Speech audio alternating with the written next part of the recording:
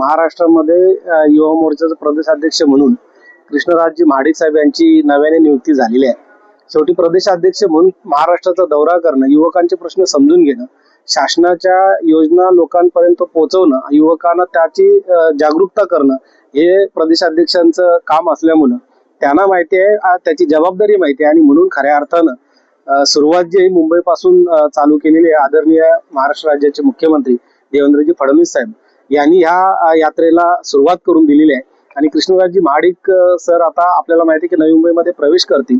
प्रवेश करून ते त्यांचं स्वागत प्रदेश जिल्हा अध्यक्ष निकितनजी पाटील हे त्यांचं स्वागत करतील आणि मग आपल्या महाराष्ट्राचे आराध्य दैवत छत्रपती शिवाजी महाराज यांना वंदन करण्यासाठी शिवाजी चौकात या बाईक रॅलीच्या माध्यमातून त्या ठिकाणी आम्ही तिथे पोहोचणार आहोत.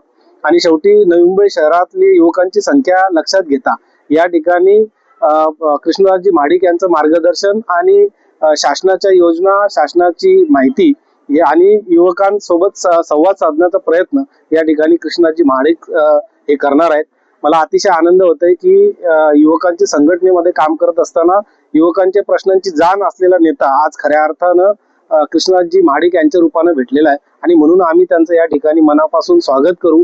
आदरणीय गणेशजी नाईक साहेब असतील, त्यासोबतच संजीवजी नाईक, संदीपजी नाईक आणि सागरजी नाईक यांना ही युवकांची जाण माहिती आहे. त्यांनी अनेक माझ्यासारखे युवक हे नगरसेवक म्हणून सभागृहात पाठवलेले आहेत आणि म्हणूनच अशा पद्धतीने युवकांना वाव कसा देतील, त्यांना त्यांचं स्थान कसं निर्माण करता येईल अशा भूमिकेतनं पुढच्या काळामध्ये नवी मुंबई शहरामध्ये निकितनजी पाटील यांच्या माध्यमातून खऱ्या अर्थाने युवकांना त्यांना न्याय मिळावा म्हणून युवा मोर्चाच्या माध्यमातून पुढच्या काळामध्ये प्रयत्न केला जाईल. लेटेस्ट अपडेट्स और ताजा तरीन खबरों के लिए TV1 इंडिया लाइव को सब्सक्राइब कीजिए और नोटिफिकेशन पाने के लिए बेल आइकॉन को दबाना मत भूलिए.